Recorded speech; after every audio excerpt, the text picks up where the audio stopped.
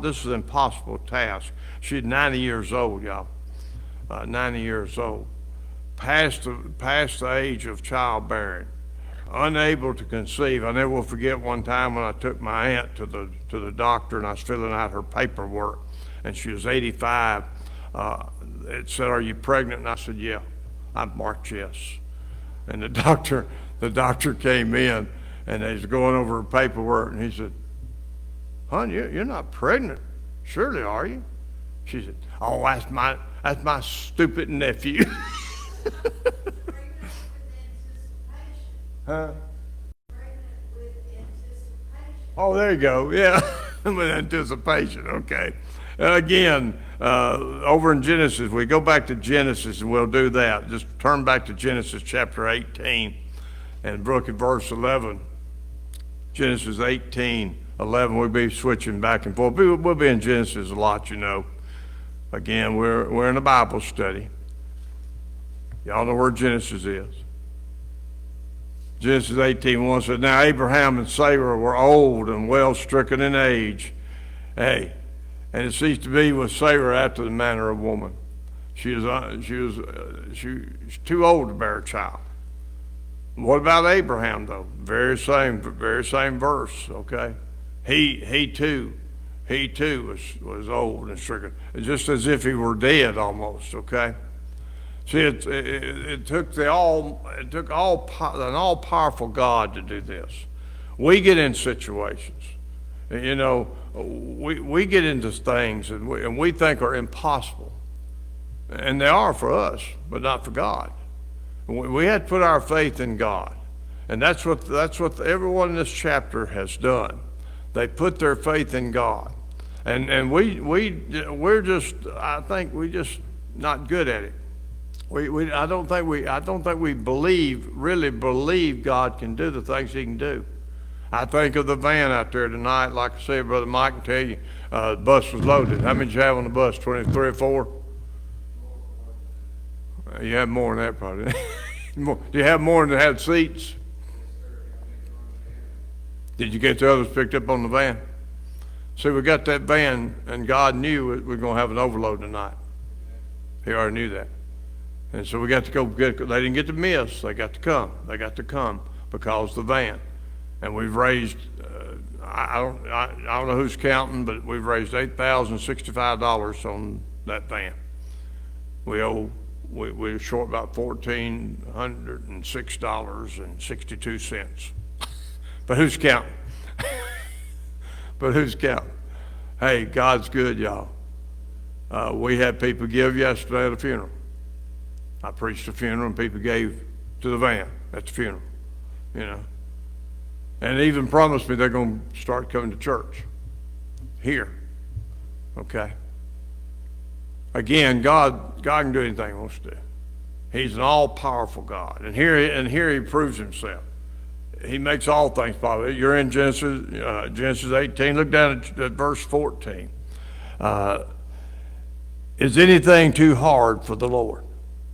Is anything too hard? A question mark.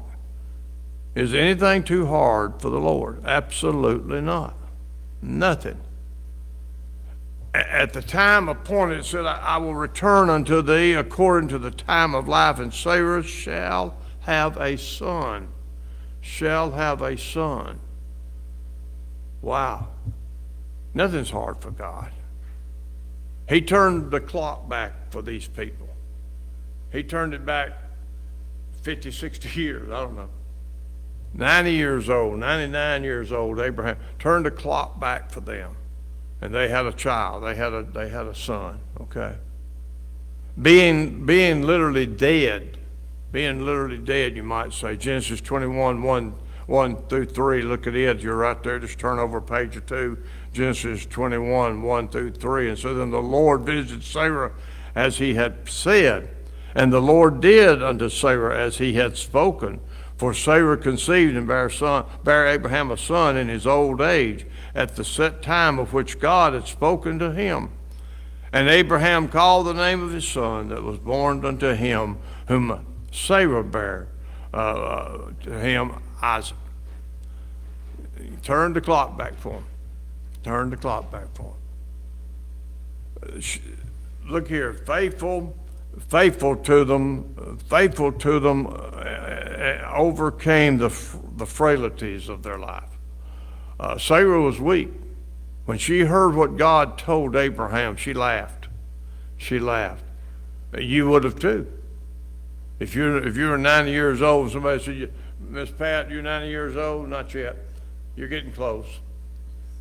But somebody said, you're gonna have a baby. You gotta be kidding. You'd be laughing. You'd be laughing. And what I didn't know that I understood was Abraham had laughed, but he didn't correct him. God didn't correct him about that. Don't ask me why. She laughed within herself. She laughed within her. Look at verse. Go back to chapter 18. Look at verse 12. It says that, therefore Sarah laughed within herself, saying, after I have waxed old, shall I have pleasure with my Lord being old also? She laughed within herself. Have you ever done that? Kind of held your head down, snickered a little bit. Well, God heard it. God picked up on it. Okay. Hey, Genesis 18:15 says, then Sarah denied it. She started lying about it. She said, I laughed not. And why did she do that? Because she was afraid. She was afraid. And if God was fixing to get on you, Brother Adrian, you'd be afraid too. Because he might have said, bam, and you'd be dead. You know, she kind of got to thinking, boy, I can't admit to laughing because God said that, and I'm a little bit afraid. I didn't laugh. I didn't laugh. Yeah, you did. Yeah, you did. But she feared. It said so in verse 15. She feared. What about Abraham's weakness? First thing he done in chapter 16 of Genesis, look back there. Chapter 16, just a few pages back. Verses 1 through 3 says, now Sarai, Abram's wife.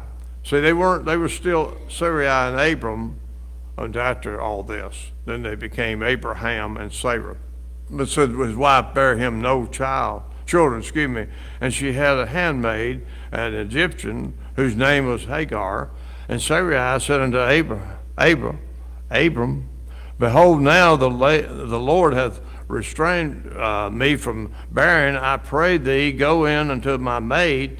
It may be that I may obtain children by her. And Abram hearkened to the voice of Sarai. He made a mistake. And Sarai,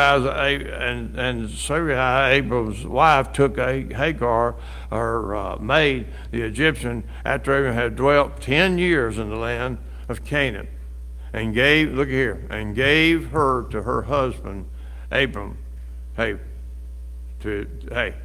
be his wife. Now he's married to two women.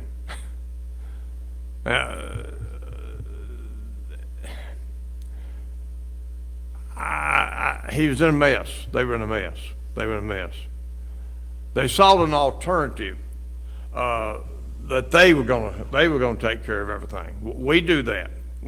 We'll find some alternative. When we get in a situation that seems impossible, we start getting desperate, and we start bringing in alternatives to what we can do. What can I do to solve this situation? We won't wait on the Lord a lot of times. Sometimes he don't do it quite as quick as we want it done, but he has a purpose and a reason behind that. Many of the time it is that he's teaching us something. He's teaching us something. You're going through a time of training when he's waiting, holding back. We do this kind of thing often. And then she went into back in chapter, I think 16, she went into Hagar and was upset with her. She despised her. She wanted her out. She had caused all this issue, but now she wants to get rid of some of what she thinks the problem. Okay, again, acting on her own. not what God wanted, okay? But there is a happy ending to this, and again, the results of it was Abraham now learned to trust God, not only from the promises, but for the promises, but for the details of everything. Go to Romans, in Romans chapter 4 and 18, verse 18 through 21. Romans 4, 18, 21.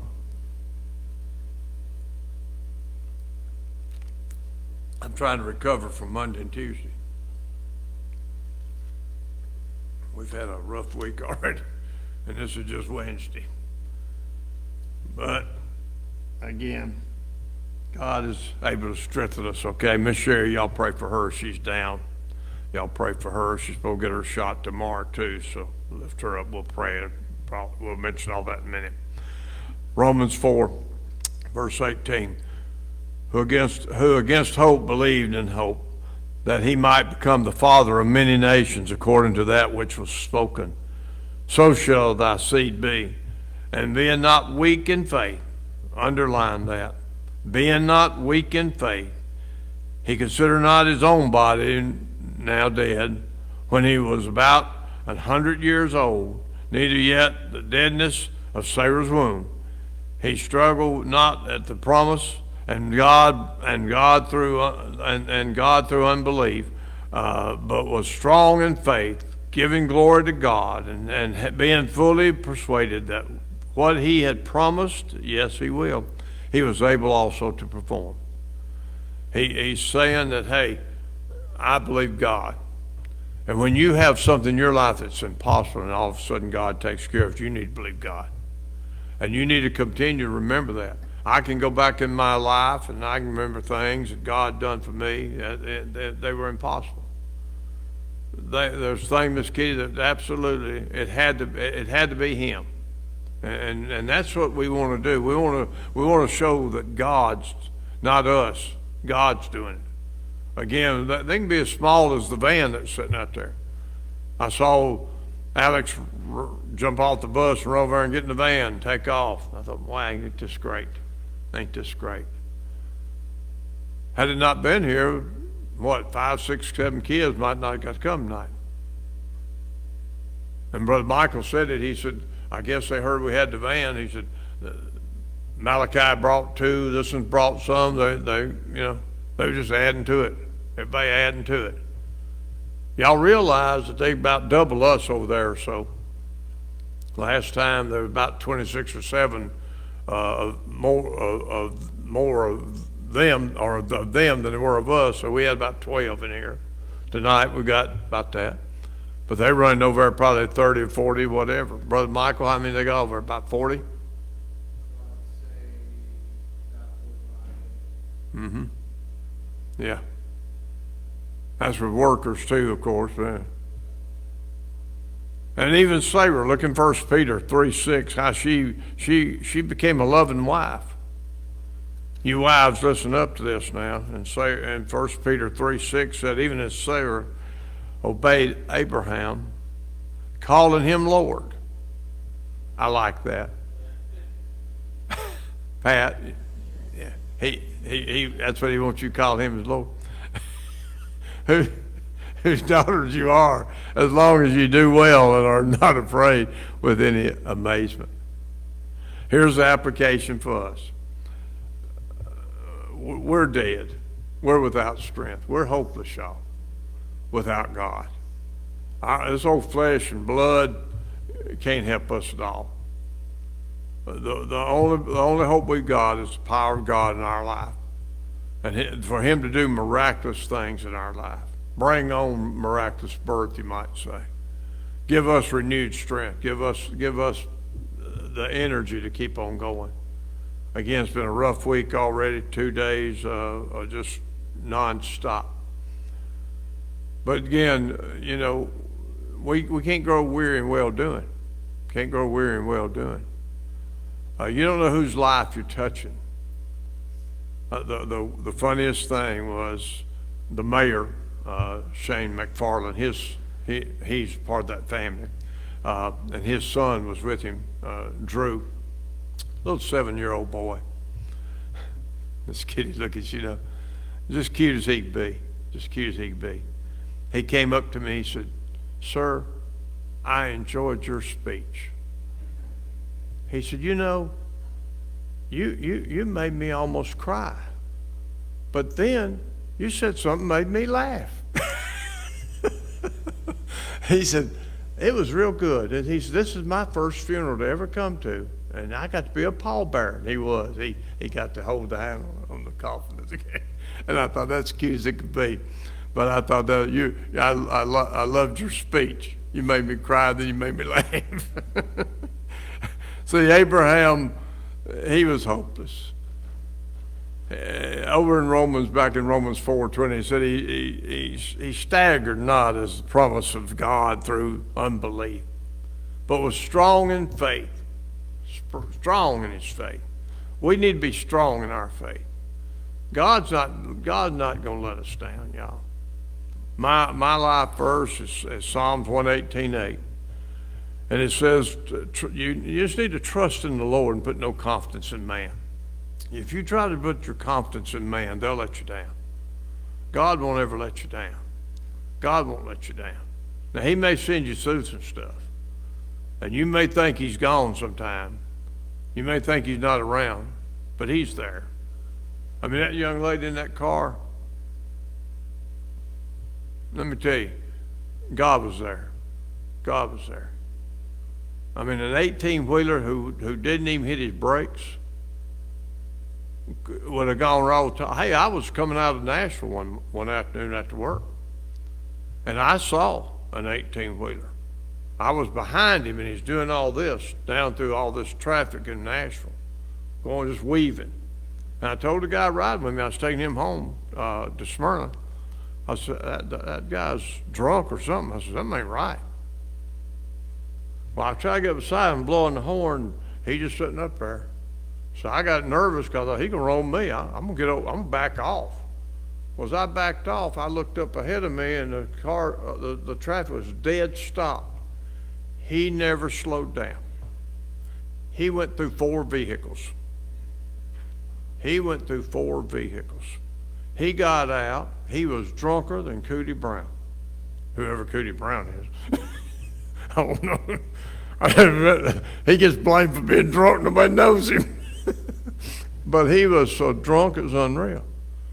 And of course, we witnessed it all, so I had to give some details on it. Didn't kill anybody, but boy, it sure did mess them up bad. About like that. Life flighting some of them out and everything. He never slowed down. And see, God takes care of it. God takes care of it.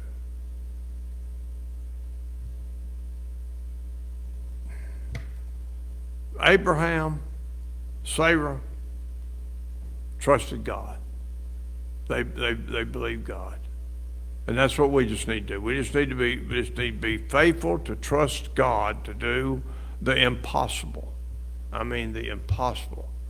The reason he does the impossible is so he gets the credit. I mentioned this before, but hey, he made Adam after he did all the creation. Created everything, and all the animals and everything else. And I say that because here's why. Had he made him first, he'd have taken some credit for it. Adam would have taken credit for it. See, God said, no, I'm getting you out of the picture right now. Then I'll create you later. Because God gets the glory there, y'all. We need to give him the glory, the things he does. And we don't need to overlook the things he does. They can be little things. It don't have to be a big thing. I mean, the van was kind of sort of a little thing, you might say. But had it not been here tonight, I mean, David and Alex went and got it yesterday. Took all day going down there and getting back and bringing it in. And you go look at it and you go see it. I'll tell you what, it's actually surprised me. And I think it surprised David. David was concerned because he did it on the auction. And he said, I get nervous spending somebody else's money and not being able to see it and get in it and touch it and drive it. But it rolled out well, got brand new tires. It's nice, it's real nice. 69,000 miles on it, unreal. And God just blessed us. God did that. Okay? Let's go through our prayer list now, if y'all will. Y'all don't have one. I'm just gonna go through it. Miss Sherry not being here, she didn't get a chance.